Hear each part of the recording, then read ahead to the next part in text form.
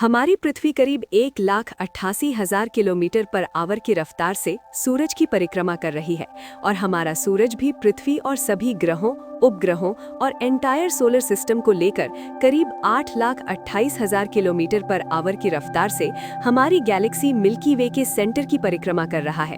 और इतना ही नहीं, हमारी अपनी गैलेक्सी मिल्की वे भी करीब 21 लाख किलोमीटर पर आवर की रफ्तार से हमारी लोकल ग्रुप ऑफ गैलेक्सी यानी कि गैलेक्सीज के एक समूह में द ग्रेट अट्रैक्शन कहे जाने वाले एक विशाल ग्रेविटेशनल सेंटर की तरफ बढ़ती जा रही है।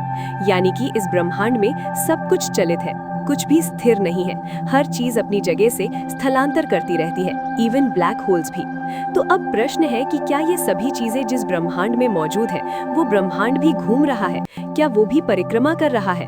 और अगर हम ब्रह्मांड को भी चलित यानी कि घूमने वाला मान ले तो ये कॉन्सेप्ट आज हमारी मॉडर्न कॉस्मोलॉजी में सबसे बड़ा सुलगता प्रश्न बन जाता है और जिसे कहते हैं हबल टेंशन। तो चलिए जानते हैं कि आखिर ये हबल टेंशन क्या है और हमारा यूनिवर्स अगर फैल रहा है या घूम रहा है तो किस स्पीड से और कहां पर घूम रहा है।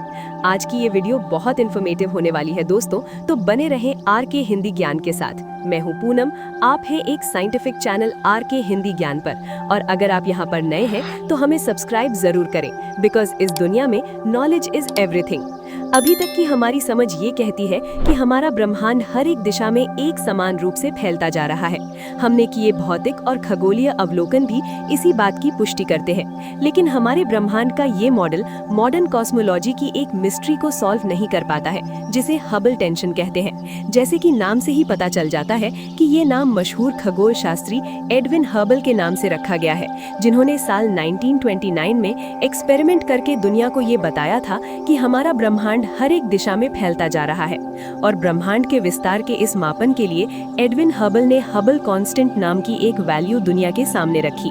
इसे H0 या H0 भी कहा जाता है, और ये H0 हमें ये बताता है कि हमारा ब्रह्मांड किस गति से फैल रहा है।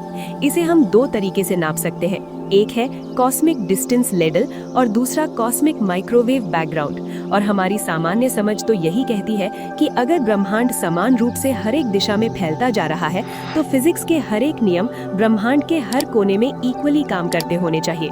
और ये बात हमें ये भी बयां करती है कि भले ही हम ब्रह्मांड के विस्तार के मापन के लिए कॉस्मिक डिस्टेंस लेडल पद्धति का उपयोग करें या कॉस्मिक माइक्रोवेव बैकग्राउंड पद्धति का उपयोग करें, ब्रह्मांड के विस्तरण का दर, उसका मापन समान ही आना चाहिए, है ना? लेकिन दोस्तों, असल में ऐसा नहीं होता है, और बस यही तो एक रहस्य है। और कहने का तात्पर्य ये कि ये दोनों ही मेथड हमें ब्रह्मांड के विस्तरण की अलग अलग वैल्यू बयां करते हैं। हमारे एक्सपेरिमेंट हमें ये बताते हैं कि हमारा आज का ब्रह्मांड अपने शुरुआती समय के मुकाबले बहुत ही तेज गति से फैल रहा है।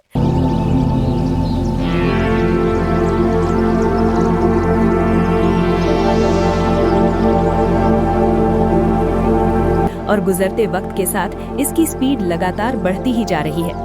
और इन दोनों ही पद्धतियों के मेजरमेंट में पहली पद्धति बताती है कि हमारा ब्रह्मांड 73.8 किलोमीटर पर सेकंड मेगा पर सेक जितना फैल रहा है, तो दूसरी थ्योरी ये आंकड़ा 68.22 किलोमीटर पर सेकंड मेगा पर सेक बताती है।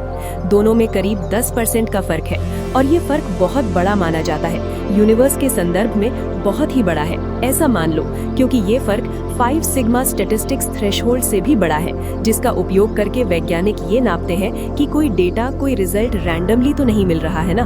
अब इन दोनों ही मापन पद्धतियों में फर्क आना और हमारे ब्रह्मांड का फैलाव इतनी तेजी से लगातार बढ़ते रहना एक बड़ी समस्या है, और इसे ही कहते हैं द हबल टेंशन।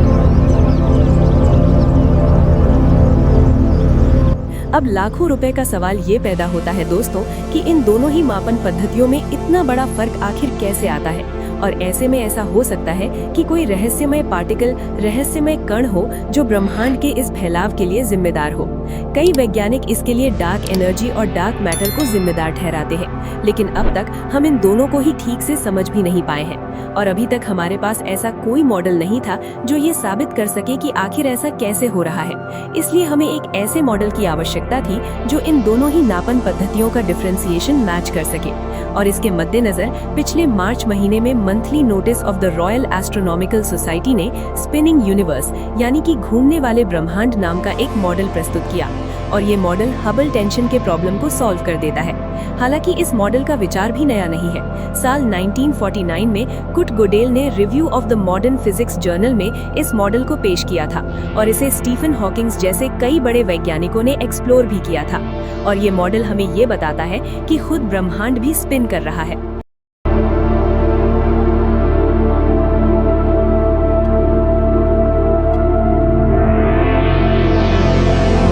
अब ब्रह्मांड के सभी पदार्थ जब घूम रहे हैं तो वैज्ञानिक ये देखना चाहते थे कि ये बिहेवियर नैसर्गिक रूप से क्या पूरे ब्रह्मांड को लागू होता है। और जब उन्होंने इस पर कुछ एक्सपेरिमेंट किए तो उन्हें पता चला कि इसके द्वारा तो हबल टेंशन जैसी समस्या का समाधान ही आ जाता है।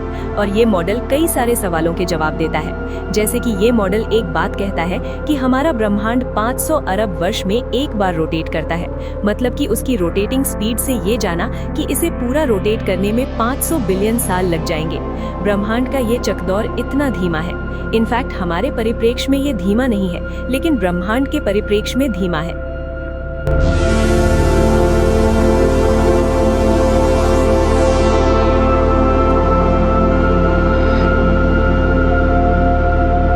क्योंकि ब्रह्मांड का विस्तार ही बहुत ही विशाल है। हम तो इस ब्रह्मांड, इस यूनिवर्स के अंदर मौजूद है, इसलिए हमें ये महसूस होता है कि ये यूनिवर्स काफी आराम से घूम रहा है। लेकिन वैज्ञानिकों की टीम ये बताती है कि यूनिवर्स लगभग मैक्सिमम पॉसिबल रोटेशनल स्पीड के करीब, यानी कि फिजिक्स के लॉ की अल्टीमेट सीमा के करीबी रफ्तार से घूम रहा है। मतलब कि आप ऐसा समझ लो कि ये बहुत ही खतरनाक और तेज रफ्तार से घूम रहा है।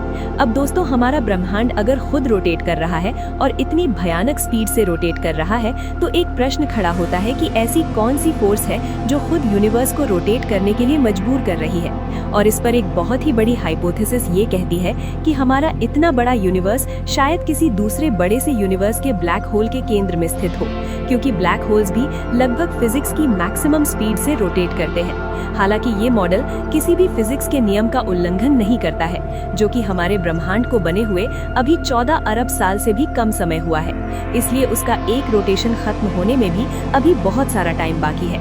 और मजे की बात यह है कि ब्रह्मांड का ये विस्तार, ये रोटेशन, इतनी स्पीड फिजिक्स के लॉ के मुताबिक समय की रफ्तार पर इफेक्ट पैदा कर सकता है।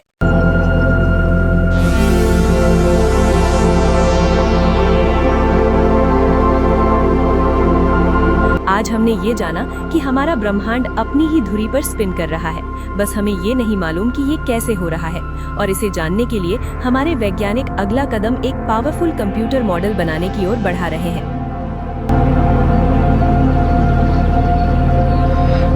जिससे हमें ये समझ आएगा कि ये कैसे हो रहा है। तो आने वाले अपडेट्स के लिए बने रहें आरके हिंदी ज्ञान के साथ। मैं हूँ पूनम, आप है हेल्दी और साइंटिफिक ज्ञान से भरे एक चैनल आरके हिंदी ज्ञान पर। और अगर आप आरके हिंदी ज्ञान पर नए हैं तो इसे सब्सक्राइब जरूर करें, बिकॉज हमारी इस दुनिया में नॉलेज इज एवरीथिंग। तो फिर मुलाकात होगी। Stay connected, have a wonderful day, take care.